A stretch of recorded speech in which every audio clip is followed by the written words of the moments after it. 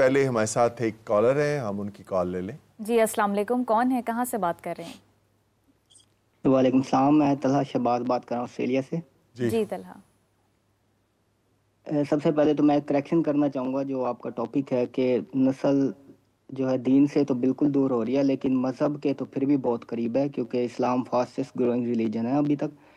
तो जी दूसरा मैं ये कहना चाह रहा था कि हमारे उलमा ने इस्लाम को दीन से मज़हब बनाया है, कम्युनिटी से इसको इंडिविजुअल लेवल पे लेके आए हैं।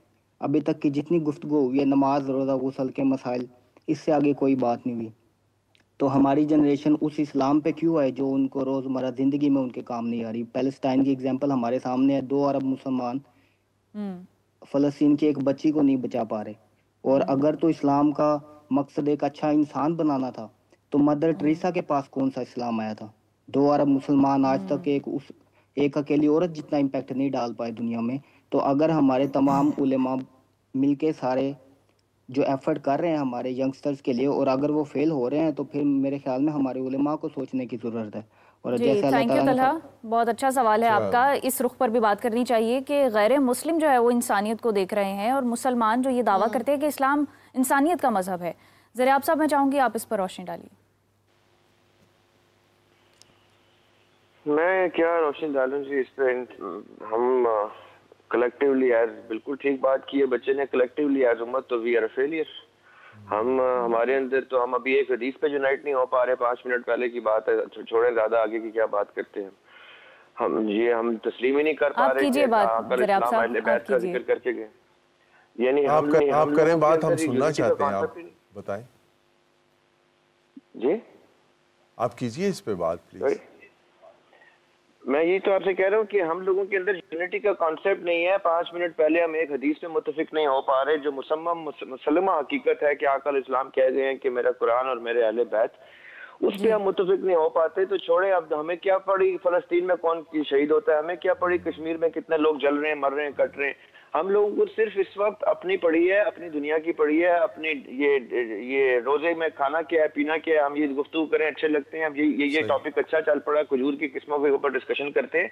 ये छोड़े, इन बातों में क्या रखा है कि किसने मरना है, किसने जान देनी है, किसका कॉन्ट्रैक्ट अल्लाह से वो कौन लस्तु बिरब्बिकुम का वादा करके आया, आलम अरवा में क्या वादे किए हमने, आलम असबाब में हमने क्या करना है। ये गुफ्तगू अच्छी है। ईद की शॉपिंग का डिस्कशन करते हैं कि चूड़ियां कौन सी पहननी होती है, मर्दों ने कौन सी चूड़ियां पहननी है। ज़रा आप साहब माजरत के साथ, लेकिन हम इसी मौजू पे गुफ्तगू कर रहे थे। हमारे साथ हमारी बड़ी प्यारी बहन हिबा उस्मान बैठी हैं, डाइटिशियन है, तो हम वो ज़रा लाइटर नोट पे गुफ्तगू कर रहे थे, तो दोबारा आपके पास सवाल के साथ आए आप। मेरा बेटा मैं इसीलिए कह रहा हूँ कि मैं इसमें कोई हर्ज नहीं, ये गुफ्तगू भी जरूरी है, लेकिन मेरा कहने का मतलब ये है कि ये यूनिटी वाली और यूथ को इकट्ठे करने वाली गुफ्तगू हमें सूट नहीं करती, जचती नहीं है। मैं खाली आईना देख के अपने आप को जालिम कंसिडर कर रहा हूँ। मैं उन जालिमून में से हूँ जिन्होंने अपने से मुंसलिक तमाम लोगों की जन्नत की गारंटी उनको नहीं दे पाया।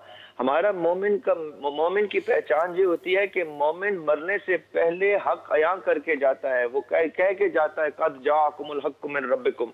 वो जो ये नहीं कह पाता वो मोमिन नहीं है। जो ये नहीं कह पाता कि उसको हिदायत मिल गई और उसकी हिदायत की रोशनी से दुनिया मुनव्वर नहीं कर सका, वो मोमिन नहीं है। ये जो अभी बच्चे ने ऑस्ट्रेलिया में कहा ना, fastest growing religion in the world Muslim है, जो फास्टेस्ट ग्रोइंग रिलीजन का कोई फायदा नहीं है। वो अगर एक हैंडफुल ऑफ 313 बदर के मोमिन जो हैं वो पूरी दुनिया पे आज भी भारी है। सिर्फ बदर की ही मिसाल दे सकते हैं हम, सिर्फ खैबर की, खंदक की मिसाल दे सकते हैं हम, जो बुजुर्ग अपनी शान उजागर करके चले गए।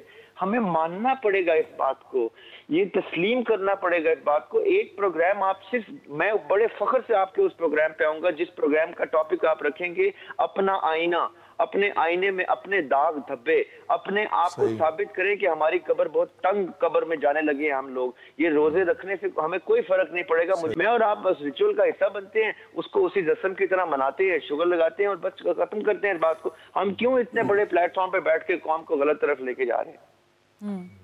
तो आपकी नजर में हल क्या है, क्या हल होना चाहिए? حل یہ ہونا چاہیے کہ ابھی بیٹھے ہوئے جو پروگرام سن رہے ہیں اپنے والدین کو بٹھا لیں ٹیبل پہ کہ آج افطاری نہیں ہوگی. والد صاحب پہلے آپ مجھے اپنے 50 سال کی 60 سال کی زندگی کا خلاصہ بتائیں کہ آپ کی زندگی میں شہادت کا رستہ کیوں نہیں آیا, آپ کی زندگی میں راہ حق کیوں نہیں نظر آتا, آپ کو قرآن سمجھ کیوں نہیں آتا, مجھے مدرسہ کیوں جانا پڑتا ہے قرآن سمجھنے کے لیے. یہ جو دو مفتیان, یہ جو 9 مولوی حضرات بیٹھے ہوئے ٹی وی پہ, یہ حدیث پہ کیوں لڑ رہے تھے ابھی, یہ بتائیں مجھے پاپا کہ آج افطاری نہیں ہوگی پاپا جب تک آپ مجھے اس کا حل نہیں بتائیں گے. میں دریا صاحب کا جواب دیتا ہوں. جی جی. پہلی بات تو میں سخت اختلاف کرتا ہوں دریاب صاحب سے. یہ جو کہہ رہے ہیں کہ مسائل ہیں, پریشانیاں ہیں, جیسے امت ختم ہو گئی. 60 اسلامی ملک ہیں اس وقت, ہمارے پاس مدارس ہیں, ہمارے پاس علماء ہیں.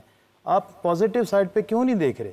آپ کیوں ہر چیز کو نیگیٹو مائنس میں لے کے جا رہے ہیں؟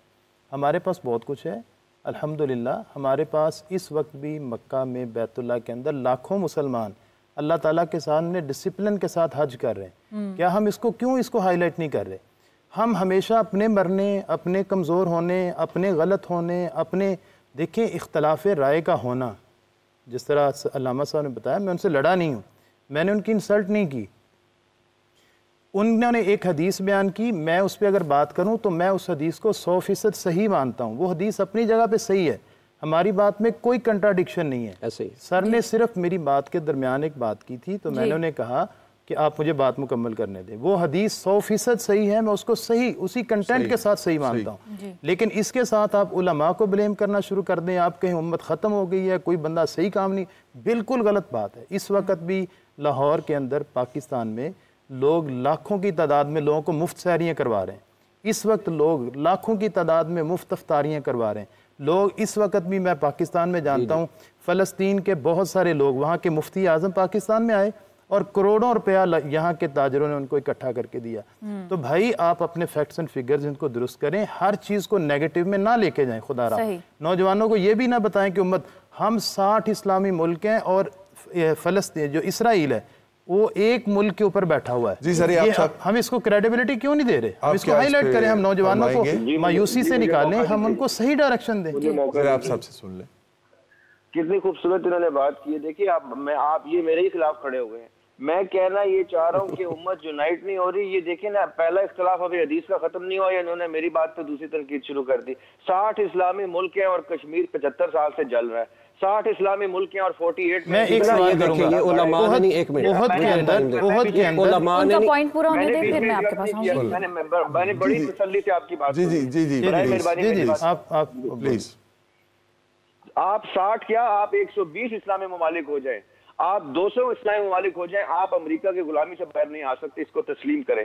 آپ جتنا مرضی اسلام کے پرچم لہرا لیں, آپ کا ایک شخص شہید نہیں ہو رہا اس ٹائم. سب کے سب جو ہے وہ کافروں کی غلامی کے زیر سایہ جو ہے سیری میں مار رہے ہیں. اس چیز کو تسلیم کریں. ہم کبھی حقیقت تسلیم کریں گے کہ ہمارے یہ پڑوس میں ہمارے کشمیری روز یہ جو ابھی ہم افطاریاں سحریوں کی نیوٹریشن کی ہائی لائٹ ڈسکس کر رہے ہیں نا, پوچھیں کہ اس کشمیری کی افطاری کیسے ہوتی ہے, وہ غلامی کا چاند کیسا ہوتا ہے, غلامی کا بدر کیسا ہوتا ہے, غلامی کا حلال کیسا ہوتا ہے, غلامی کا قمر کیسا ہوتا ہے.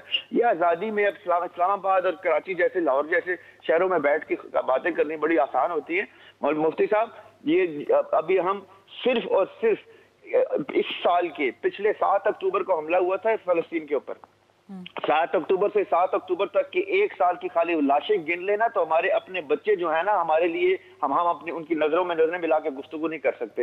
ابھی آپ ٹی وی سے ابھی بچوں کے سوال آ رہے ہیں نا آپ لوگوں کو چینل کے اوپر, کیوں آ رہے ہیں؟ کیونکہ ان کے باپ سوالوں کے جواب نہیں دے سکتے. ہمارے گھروں میں علم نہیں ہے. ابھی پوچھ لے کوئی شخص جو ٹی وی دیکھ رہا ہے, ابھی اپنے والد صاحب کو بٹھا کے پوچھ لے کہ قرآن کی وہ تعلیمات جو یہ 4 مفتیان, 4 مولوی حضرات, 4 اسکالرز بیٹھ کے گفتگو کر رہے, یہ آپ کے پورے خاندان میں 4 لوگ کیوں نہیں نکلتے ایسے کہ جو آپ کے قرآن کا جواب دے سکے.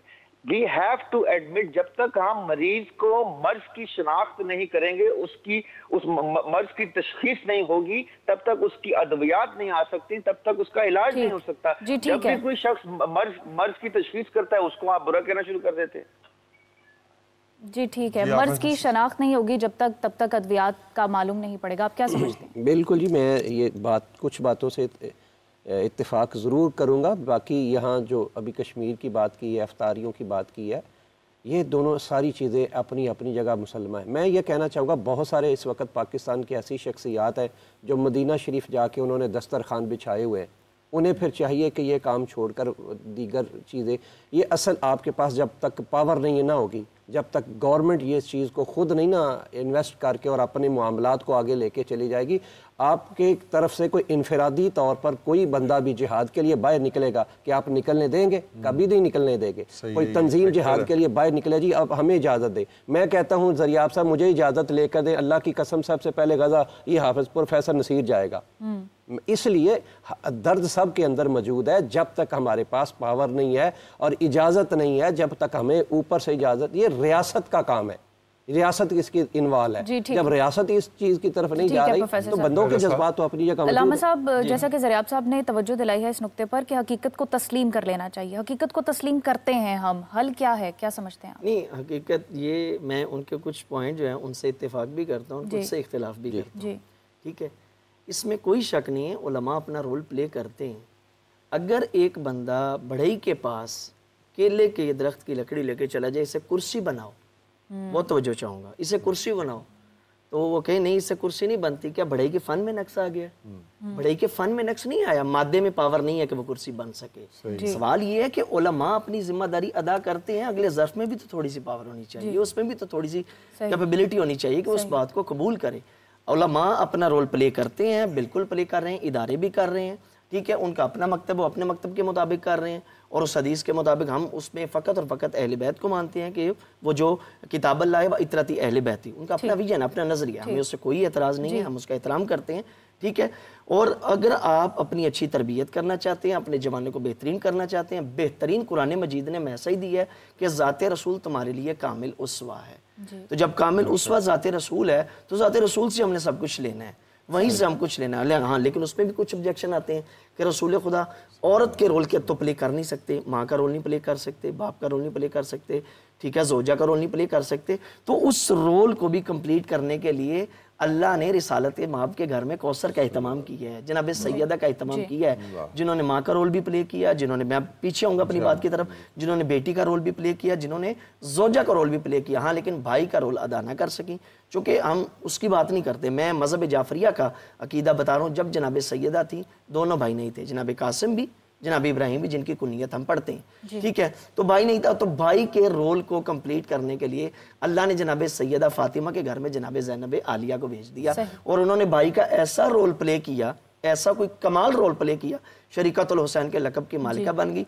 वालिदैन की तरबियत चाहिए, जवानों की तरबियत चाहिए, बच्चों की तरबियत चाहिए, बूढ़ों की तरबियत चाहिए, ये आपको ख़ानदानी अहले बैत में नज़र आएगा। उसमें बच्चों की तरबियत के लिए, बल्कि बच्चों को छोड़ें, वो बच्चे जो बोल नहीं सकते, करबला में शहज़ादा अली असगर का वजूद, अब एक बच्चा ऐसा मार का अंजाम दे गया कि अब क़यामत तक आने वाले गैर मुस्लिम भी लिखते हैं कि उस बच्चे को कत्ल किया जो माँ को माँ भी नहीं कह सकता।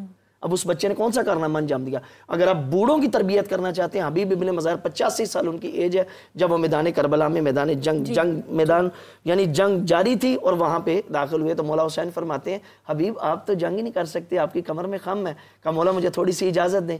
तो वहाँ जनाब हबीब गए, थोड़ी तख्तियाँ आगे रखी, थोड़ी पीछे रखी, कहा अब हबीब जवान हो गया, अब हबीब को जंग की इजाज़त दे दें।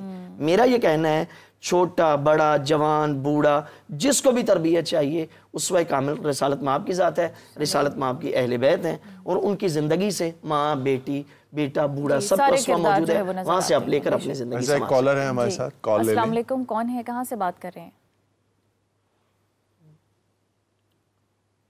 जी अस्सलाम वालेकुम। जी मैं साहर लियाकत, मैं दुबई से बात कर रही हूँ जी। मेरा क्वेश्चन सर ज़रियाब हाशमी के लिए है।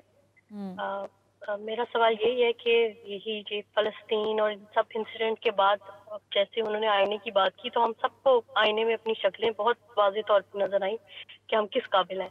तो उसके बाद से ये एक जो डिप्रेशन है जो फील होता है कि हम मतलब किस कदर हकीर हैं कि हमारे सामने हमारे बहन भाई जो हैं इस तरह से शहीद कर दिए गए और हम उनके लिए कुछ भी नहीं कर सके। और अभी भी वही है हिसाब के, मतलब यही है कि जो कुछ किए दुनिया के लिए किया, अपनी आखिरत के लिए कुछ भी नहीं कर पाए, और अभी भी यही डिप्रेशन में रहता है और यही कंफ्यूजन रहती है कि हम क्या करें। अब अगर मैं अपनी बात करूं तो मैं ना कोई बहुत अच्छी स्पीकर हूँ, ना मैं राइटर हूँ, ना मेरे पास नॉलेज है बहुत ज़्यादा, तो बस यही एक डिप्रेशन है कि कुछ हम क्या कर सकते हैं। जी सहर, बहुत शुक्रिया आपका। ज़रियाब साहब बताइएगा। सॉरी बेटे, मेरे कॉल कट गई, तो मुझे क्वेश्चन का खुलासा दे देंगे? कॉल कट गई। हमारी बहन ये सवाल पूछ रही थी कि जैसा कि आप भी जिक्र कर रहे थे कि फ़लस्तीन में जो खूरेज़ी का एक माहौल रहा, हमारे बहन भाइयों को शहीद कर दिया गया, वो ये कह रही थी कि हम कुछ कर तो नहीं सकते, तो वो जो डिप्रेशन है उसमें हम जा रहे हैं, क्या कर सकते हैं फिर? और हम देखें, एक गोरा एक बड़ी खूबसूरत बात कर गया है कि good times create weak people, weak people create bad times create strong people and strong people create good times. ये एक साइकिल है बड़ी खूबसूरत सी। इस वक्त जिस बुरे वक्त से हम गुजर रहे हैं, इस बुरे वक्त में स्ट्रॉन्ग बच्चे पैदा होंगे, क्योंकि ये हमारे से पिछली जनरेशन ने हमें जो तोहफा इनायत किया था, हमने उस तोहफे को रौंद दिया।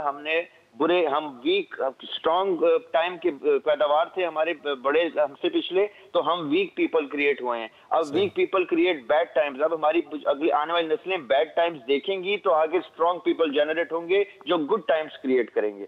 इस वक्त जो है हम एक उस ट्रांजिशन फेज में है। मैं सिर्फ और सिर्फ आप सबसे ये रिक्वेस्ट करता हूं कि अब हम जिस भी हालत में मर जाएं, ये जो हम तज़ीनो आराइश की गुफ्तगू करके बेशक मर जाएं, खैर है, लेकिन हम अपने बच्चों को ये मैसेज दे जाएं कि बच्चों तबई मौत मत मरना, मोमिन की शान के खिलाफ है। अभी अल्लामा साहब ने जितने नाम लिए, इतनी बड़ी हस्तियों के नाम लिए कि जिनका नाम लेते हुए भी मैं 10 दफा सोचता हूँ कि हम कैसे नाम लें। इनमें से ये नौमौलूद बच्चे जो है अल्लाह ताला के लिए सिर्फ और सिर्फ ये शहादत का रास्ता लेके आए थे। हम लोगों को क्यों शर्म नहीं आती कि हम 40-40, 50-50, 60 की उम्र में आते हो जाते हैं और फिर भी हमें एक कट जो हल्का सा जो चोट जो है वो तंग करती है, जबकि ये मौत लेनी है हमने। छोड़ रहे, मैं इस बात को दोबारा रिपीट नहीं करता, लोग कहेंगे कि ये सिर्फ और सिर्फ नेगेटिव बात करता है। अब टाइम ये है कि हम आने वाली जनरेशन्स को कन्वे तो हक बात कर दें, उनको बता तो दें कि ठीक है 1400 साल पहले के हीरोज आपको समझ में नहीं आते, आप उनसे रिलेट नहीं कर सकते। इस वक्त हीरो ढूंढें जिसका फलक पे चर्चा है, जिसको अल्लाह ताला ऊपर फरिश्तों के साथ इंतजार कर रहे हैं कि ये मेरा मोमिन आने लगा है। अगर मैं 10-15 लोगों की, 20 लोगों की आप लोगों को कहूं कि आज इस रमजान में लिस्ट तैयार करें, तो हमारे पास लिस्ट नहीं है उन 10 मोमिनीन की, उन 10 मुजाहिदीन की जिनका हम नाम लें कि हम इंतजार में हैं कि कब ये जामे शहादत नोश करे और कब अल्लाह की बारगाह में एक सुरखरू होके मेडल लेके, निशाने हैदर लेके पहुंचे। ये तैयारी करनी है हमने अपने बच्चों की। डिप्रेशन जरूरी है, डिप्रेशन वाजिब है। डिप्रेशन होगा तो हम अपने बच्चों को इस डिप्रेशन से निकालेंगे। अगर हम उनको ख्वाब खरगोश में रखेंगे तो आगे आने वाली नस्लें सिर्फ और सिर्फ डिप्रेशन देखेंगी। जी ज़रिया साहब।